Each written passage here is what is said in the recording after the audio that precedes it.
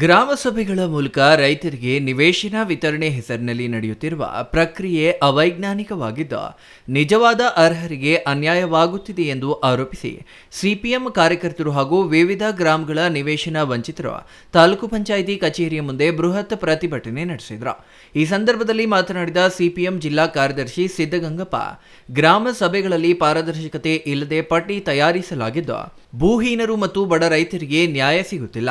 ರಾಜಕೀಯ ಒತ್ತಡ ಹಾಗೂ ಅಧಿಕಾರಿಗಳ ನಿರ್ಲಕ್ಷ್ಯದಿಂದ ಅರ್ಹರು ವಂಚಿತರಾಗುತ್ತಿದ್ದಾರೆ ಎಂದು ಆಕ್ರೋಶ ವ್ಯಕ್ತಪಡಿಸಿದರು. ಜಿಲ್ಲಾಧಿಕಾರಿಗಳು ಹಾಗೂ ಜಿಲ್ಲಾ ಪಂಚಾಯಿತಿ ಸಿಇಒ ಅವರು ಕೂಡಲೇ ಈ ನಿವೇಶನ ವಿತರಣಾ ಪ್ರಕ್ರಿಯೆ ಕೂಲಂಕುಷವಾಗಿ ಪರಿಶೀಲಿಸಿ ಈ ಅವೈಜ್ಞಾನಿಕ ಪಟ್ಟಿಯನ್ನು ರದ್ದುಪಡಿಸಿ ಹೊಸದಾಗಿ ಸಮಗ್ರ ಸಮೀಕ್ಷೆ ನಡೆಸಬೇಕು.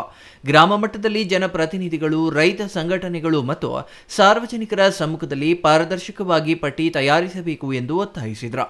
ಇಷ್ಟು ವರ್ಷಗಳಿಂದಲೂ ಯಾವತ್ತು ಗ್ರಾಮ ಸಭೆಗಳು ಮಾಡಬೇಕಾಗಿದ್ರೆ ಯಾವುದೇ ಪೊಲೀಸ್ ಕರ್ಕೊಂಡು ಮಾಡಿರತಕ್ಕಂಥ ಚರಿತ್ರೆ ಇಲ್ಲ. ಗೌರಿಬಿದನೂರಿನ ಜನತೆ ಭಾರಿ ಶಾಂತಿ ಪ್ರಿಯರು, ಶಾಂತಿಗೆ ಸಂಕೇತವಾಗಿರ್ತಕ್ಕಂಥವ್ರು. ಬೇಕಾಗಿರೋ ಚಿಕಿತ್ಸಿದ್ದೀರ. ಚಿಕ್ಕೂರುಗೋಡ್ನಲ್ಲಿ ಮಾಡಿದ್ದೆ ನೀವು 11 ಜನ ಅಮಾಯಕರು ಏನ್ ಮಾಡಿದ್ರು? ಅವರು ಕಲ್ಲಾಕಿದ್ರ ಅಥವಾ ಅಡ್ಡ ಬಿಡಿಸಿದ್ರ? ಏಕಾಏಕಿ ಹೋಗಿ ಅವ್ರು ಹೋಗಿ, ಅಲ್ಲ ಸರ್, ಇದು ನಮಗೆ ಹಿಂಗಿದೆ, ನಿಜವಾದ ಬಡವರಲ್ಲ, ಕೇವಲ ಇರ್ತಕ್ಕಂಥವ್ರು ಕೊಟ್ಟಿದ್ದೀರಾ ಅಂತ ಪ್ರಶ್ನೆ ಮಾಡಿದ್ದಕ್ಕೆ ಎಂತ ಗಂಭೀರವಾಗಿರ್ತಕ್ಕಂಥ ಕೇಸ್ ರಿಜಿಸ್ಟರ್ ಮಾಡಿದ್ದೀರಾ? ಇದನ್ನ ನಾವು ಒಪ್ಬೇಕಾ? ಅಲ್ಲಿನ ಪಿಡಿಒ ಅಧಿಕಾರಿಯಿಂದ ಕಂಪ್ಲೇಂಟ್ ಕೊಡಿಸಿ ಅದಕ್ಕೆ ಯಾವ್ಯಾವ ಒತ್ತುಗಳನ್ನು ಹಾಕಿ ಇವತ್ತು ಕಂಪ್ಲೇಂಟ್ ಕೊಡಿಸಿ ಇವತ್ತು ಕೇಸ್ ರಿಜಿಸ್ಟರ್ ಮಾಡಿಸಿದ್ದೀರಾ. ನಾವು ಈ ಸಂದರ್ಭದಲ್ಲಿ ಹೇಳ್ತಾ ಇದ್ದೀವಿ, ಗೌರವಾನ್ವಿತವಾಗಿ ಕೇಳ್ತಾ ಇದ್ದೀವಿ, ಅದನ್ನ ಕರೆಕ್ಟ್ ಆಗಿ ತನಿಖೆ ಮಾಡಿ ಆ ಒಂದು ಕಂಪ್ಲೇಂಟ್ ಸಂಪೂರ್ಣವಾಗಿ ಸುಳ್ಳಾಗಿರ್ತಕ್ಕಂಥದ್ದು, ಒತ್ತಡಕ್ಕಾಗಿರ್ತಕ್ಕಂಥದ್ದು, ಅದನ್ನ ರದ್ದುಪಡಿಸ್ತಕ್ಕಂಥ ಕೆಲಸ ಮಾಡಬೇಕಾಗಿದೆ. ಅದು ಬಿಟ್ಟು ನೀವೇನಾದ್ರೂ ನಿಮ್ಮ ಪಿಸ್ಟೇಜ್ ಹಾಕೊಂಡು ಕೇಸನ್ನ ಹಂಗೆ ಮುಂದುವರಿಸದೆ ಆದ್ರೆ ಬಹುಶಃ ಮುಂದಿನ ದಿನಗಳು ಚೆನ್ನಾಗಿರಲ್ಲ ಅಂತ ಹೇಳಿ ನಾನು ಈ ಸಂದರ್ಭದಲ್ಲಿ ಎಚ್ಚರಿಕೆ ಕೊಡ್ತಾ ಇದ್ದೀನಿ. ನರಸಾಪುರದಲ್ಲಿ ನಕಲಾಡಿ ಪಂಚಾಯತಿಯಲ್ಲಿ ಕೂಲಿ ಹೋಗಿರ್ತಕ್ಕಂಥ ಜನ ಹೋಗಿ ಬಡವರು ಸೈಟ್ ಕೊಡಿ ಅಂತ ಕೇಳಕ್ ಹೋಗಿದ್ರೆ ಅಲ್ಲಿರ್ತಕ್ಕಂಥ ಮಕ್ಕರಿ ಚಳಿಕಾಯಿ ಸಿಟ್ಟು ಎಲ್ಲ ತಗೊಂಡು ಅಲ್ಲಿ ಇರ್ತಕ್ಕಂಥವ್ರನ್ನೆಲ್ಲ ತಗೊಂಡು ಅರೆಸ್ಟ್ ಮಾಡ್ತಿರಲ್ಲ, ನಾವೇನ್ ಭಯೋತ್ಪಾದಕರ? ಗೌರಿಬಿದನೂರು ತಾಲೂಕಿನಲ್ಲಿ ಪೊಲೀಸರ ಭದ್ರತೆಯಲ್ಲಿ ಗ್ರಾಮಸಭೆ ನಡೆದಿರುವ ಇತಿಹಾಸವಿಲ್ಲ. ತಾಲೂಕಿನ ಜನತೆ ಶಾಂತಿ ಪ್ರಿಯರು. ನಿವೇಶನಗಳ ಹಂಚಿಕೆ ವಿಚಾರದಲ್ಲಿ ರಾಜಕಾರಣ ಬೆರೆಸಿಕೊಂಡು ಬಡವರನ್ನ ಒಕ್ಕಲೆಬ್ಬಿಸುವ ಕೆಲಸವನ್ನ ಮಾಡಲಾಗುತ್ತಿದೆ ಎಂದು ಕಿಡಿಕಾರಿದ ಅವರು, ನಿವೇಶನ ಸಿಕ್ಕಿಲ್ಲ ಎಂದು ಪ್ರಶ್ನಿಸಿದ ಚಿಕ್ಕರುಗೂಡು ಬಡ ನಿವೇಶನ ರೈತರ ವಿರುದ್ಧ ಪ್ರಕರಣ ದಾಖಲಿಸಿದ್ದೀರಾ? ಇದು ಪ್ರಜಾಪ್ರಭುತ್ವದ ವ್ಯವಸ್ಥೆಗೆ ಧಕ್ಕೆ ಹಾಗೂ ಆತಂಕದ ವಿಚಾರವಾಗಿದೆ ಎಂದರು. ನಿವೇಶನ ರಹಿತರಿಗೆ ಆಯಾ ಗ್ರಾಮದಲ್ಲೇ ನಿವೇಶನ ನೀಡಿ, ಗ್ರಾಮದಿಂದ ಮತ್ತೊಂದು ಗ್ರಾಮದಲ್ಲಿ ನಿವೇಶನ ನೀಡಿದ್ರೆ ಬಡವ ಅರ್ಧ ಎಕರೆ ಜಮೀನು ವ್ಯವಸಾಯ ಮಾಡಬೇಕಾ?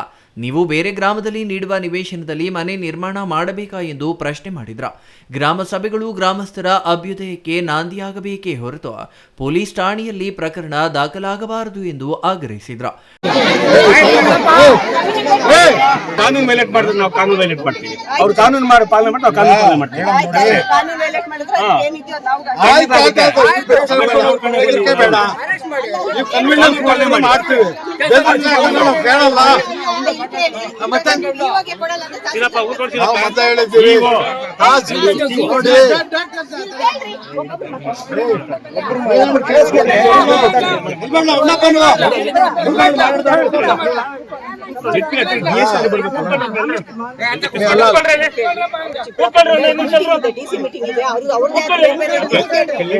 ಬಡ ರೈತರು ಹಾಗೂ ಕೂಲಿ ಕಾರ್ಮಿಕರಿಗೆ ನ್ಯಾಯ ಸಿಗುವವರೆಗೂ ಸಿಪಿಎಂ ಹೋರಾಟ ಮುಂದುವರಿಯಲಿದೆ. ಸರ್ಕಾರ ಜನರ ಸಮಸ್ಯೆಗಳಿಗೆ ಸ್ಪಂದಿಸದಿದ್ದರೆ ತಾಲೂಕು ಹಾಗೂ ಜಿಲ್ಲಾ ಮಟ್ಟದಲ್ಲಿ ಹೋರಾಟ ತೀವ್ರಗೊಳಿಸಲಾಗುವುದು ಎಂದು ಎಚ್ಚರಿಕೆ ನೀಡಿದರು. ಇನ್ನು ಗ್ರಾಮಸಭೆಯಲ್ಲಿ ಶಾಸಕರು ಹಾಗೂ ತಹಸೀಲ್ದಾರ್ ಭಾಗವಹಿಸುವಂತಿಲ್ಲ ಎಂಬ ನಿಯಮಗಳಿದ್ದರೂ ಅಧಿಕಾರಿಗಳು ಸಭೆಗೆ ಹಾಜರಾಗಿರುವುದು ಖಂಡನೀಯ. ಗ್ರಾಮಸಭೆ ಎನ್ನುವುದು ಜನರ ಅಭಿಪ್ರಾಯ ಕೇಳುವ ವೇದಿಕೆ. ಆದರೆ ಅಧಿಕಾರಿಗಳು ಹಾಗೂ ಜನಪ್ರತಿನಿಧಿಗಳ ಹಸ್ತಕ್ಷೇಪದಿಂದ ಸಭೆಯ ಸ್ವಾಯತ್ತತೆ ಹಾಳಾಗುತ್ತಿದೆ. ಸರ್ಕಾರದ ಒತ್ತಡದಲ್ಲಿ ಸಭೆ ನಡೆಸಿ ಜನರ ಧ್ವನಿಯನ್ನ ಕುಂಠಿತಗೊಳಿಸಲಾಗುತ್ತಿದೆ ಎಂದು ಆರೋಪಿಸಿದ್ರು. ಪ್ರತಿಭಟನೆಗೂ ಮುನ್ನ ನಗರದ ಡಾಕ್ಟರ್ ಬಿಆರ್ ಅಂಬೇಡ್ಕರ್ ವೃತ್ತದಲ್ಲಿ ಅಂಬೇಡ್ಕರ್ ಸ್ತೂಪಕ್ಕೆ ಮಾಲಾರ್ಪಣೆ ಮಾಡಿ ಮೆರವಣಿಗೆ ಮೂಲಕ ತಾಲೂಕು ಪಂಚಾಯಿತಿ ಕಚೇರಿಗೆ ಮುತ್ತಿಗೆ ಹಾಕಲು ಮುಂದಾದರಾದರೂ ಪೊಲೀಸರು ಬ್ಯಾರಿಕೇಡ್ ನಿರ್ಮಿಸಿ ಪ್ರತಿಭಟನಾಕಾರರನ್ನ ತಡೆದ್ರು. ಗ್ರಾಮ ಸಭೆಗಳ ಅವೈಜ್ಞಾನಿಕ ನಡವಳಿಕೆಯ ವಿರೋಧ ಘೋಷಣೆ ಕೂಗಿ ಪ್ರತಿಭಟಿಸಿದ್ರು.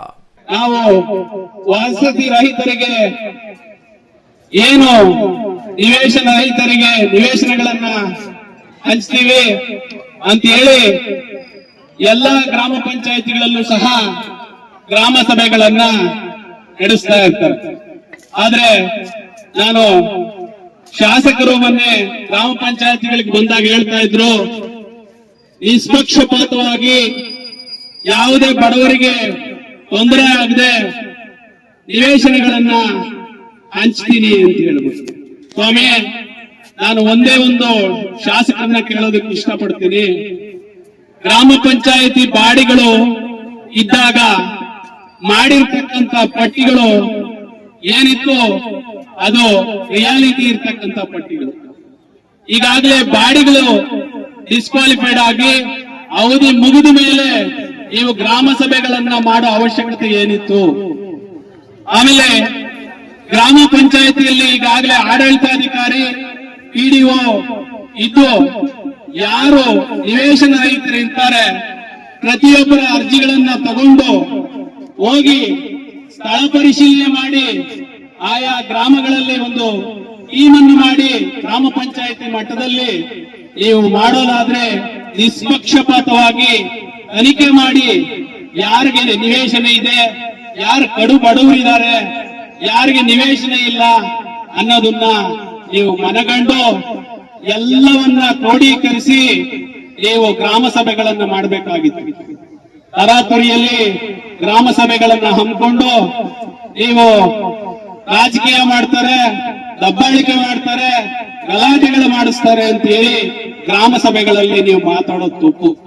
ಒಬ್ಬ ಜನಪ್ರತಿನಿಧಿಯಾಗಿ ನಾವು ಗ್ರಾಮ ಸಭೆಗಳಲ್ಲಿ ವಿರೋಧ ಪಕ್ಷದವರನ್ನ ಹತ್ತಿಕ್ಕುವ ಕೆಲಸವನ್ನ ಮಾಡೋದು ತಪ್ಪು. ಪಕ್ಷ ರಾಜಕಾರಣ ಇವತ್ತಿರುತ್ತೆ, ನಾಳೆ ಹೋಗುತ್ತೆ. ಆದ್ರೆ ಬಡವರ ಕೂಗನ್ನ ಕೇಳುವವರು ಯಾರು? R Manjunath, CTV news, Gauribidanur.